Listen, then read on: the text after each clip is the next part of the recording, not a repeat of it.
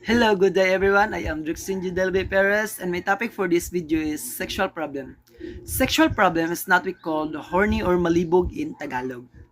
Sexual problem is it's all about challenges that prevent a person from experiencing pleasure from sexual activity and involve issues with desire, orgasm, or pain. I have two types example of sexual problem. First, hormones problem. A person that can give a exact quality of hormones to produce a baby.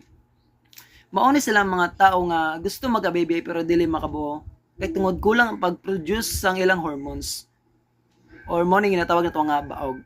Second, past trauma. A history of sexual abuse or other trauma can cause emotional difficulties that interfere with sexual intimacy. Maunas na din mga tao nga dili mawala ang trauma sa ilang utok. Example, garape siya for how many years? Nilabay, nagkauyab. Nya mo commit sila sex activity.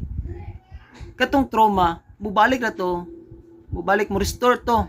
Once ka mo commit sila sex activity. Dili to mawala. Sexual problem is not about sex. It's all about body and mind problem. And thank you everyone for watching. Good day. Thank you.